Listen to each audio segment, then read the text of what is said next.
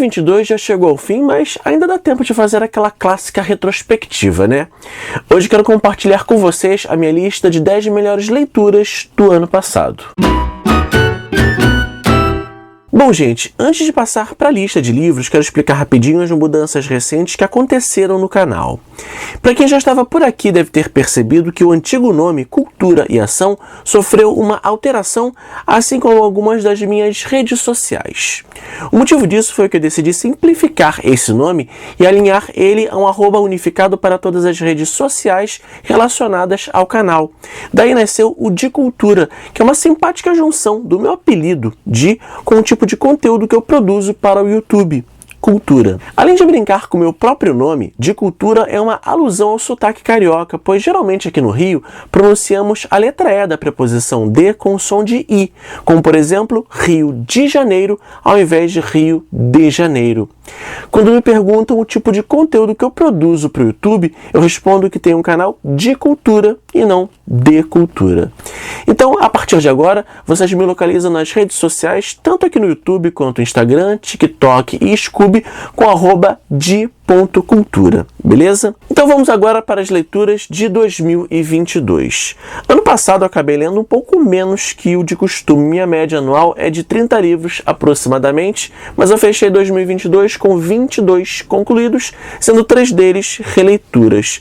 Confesso para vocês que os números não são tão importantes assim para mim, e sim a qualidade do que eu li. E 2022 definitivamente foi bastante produtivo nesse sentido.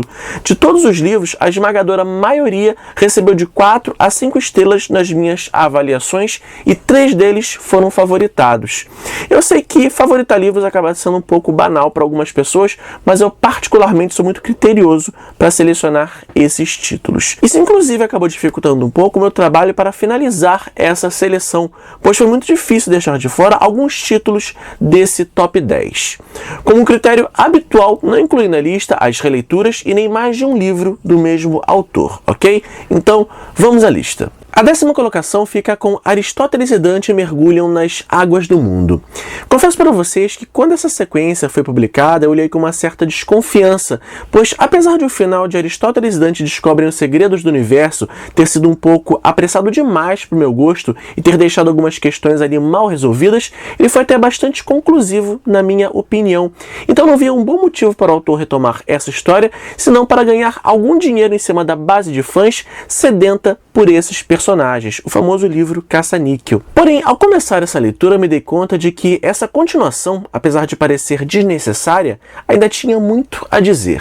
Eu achei bem interessante a forma como Benjamin Alire Sanz retomou alguns pontos pendentes do primeiro livro e se aprofundou na jornada não só dos protagonistas, como também de personagens periféricos que não tiveram muita oportunidade no primeiro volume.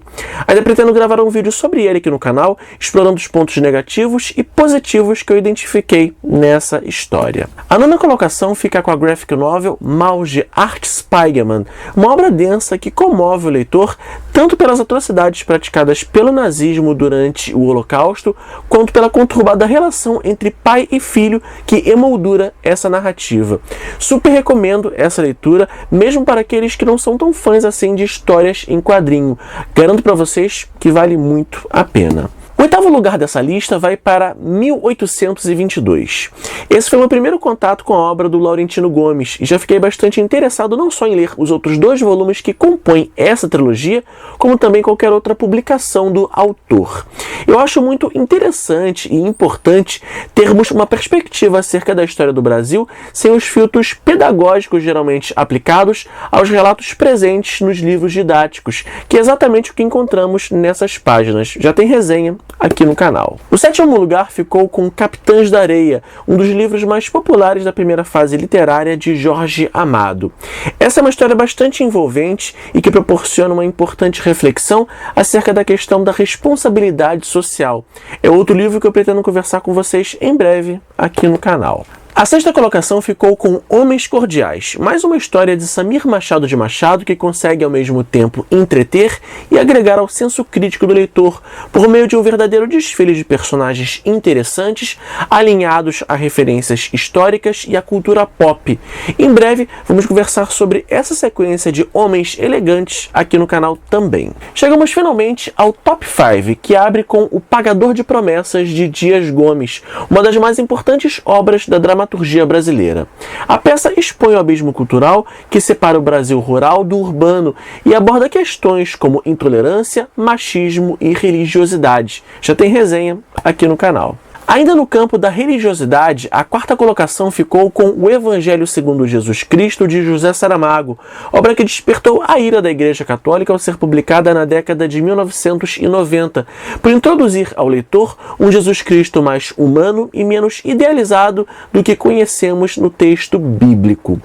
Esse é um livro que eu queria ter resenhado no final do ano passado, porém a editora Companhia das Letras acabou de publicar uma nova edição em capa dura com textos complementares que eu quero ler antes de conversar sobre ele aqui no canal. O meu terceiro lugar vai para Misery, Louca Obsessão, o primeiro livro do Stephen King que conseguiu me instigar a ler compulsivamente e se tornou não apenas o meu favorito do autor, como também um dos meus livros preferidos.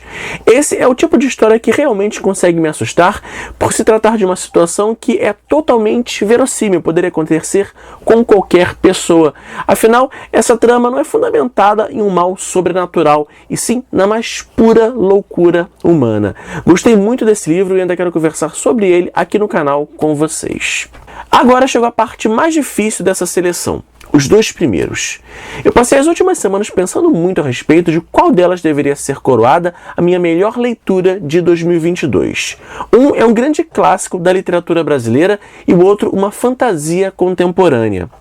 O desempate aconteceu quando cheguei à conclusão a respeito de qual desses dois livros me proporcionou a melhor experiência de leitura do ano passado. E por isso, o segundo lugar do meu top 10 ficou com Memórias Póstumas de Brás Cubas, de Machado de Assis. Um grande clássico de um autor que dispensam apresentações. Gente, eu me diverti horrores com o sarcasmo desse defunto narrador. Tanto que esse se tornou o meu livro preferido do Machadão e também um dos favoritos da vida. A resenha dele chega aqui ao canal no mês que vem. Por fim, o primeiro lugar eu reservei para um dos livros mais incríveis que eu já tive oportunidade de ler na minha vida. O Mar Sem Estrelas, de Erin Morgenstern, que proporciona uma verdadeira experiência de leitura. Inclusive, é muito difícil explicar o conteúdo dessa obra, mas eu acho que eu posso definir ela para vocês como um livro sobre livros e para quem gosta de livros. Uma épica carta de amor à arte de contar histórias e o poder que elas exercem sobre o leitor. Eu gostei tanto desse livro, gente, que eu decidi começar a ler ele novamente no final do ano passado, mesmo já tendo uma resenha prontinha para poder gravar, porque eu queria explorar outros pontos dessa trama antes de conversar sobre ele aqui no canal, o que deve acontecer aproximadamente no final do mês que vem ou no início de março. Então, essa foi a minha lista de 10 melhores leituras de 2022. Também quero saber quais foram os melhores livros que vocês leram no ano passado, portanto, não deixem de comentar. Se você gostou do vídeo, não esqueça de dar aquele joinha, se inscrever aqui no canal e também de me seguir nas redes sociais. Vejo vocês nos próximos vídeos. Tchau, tchau!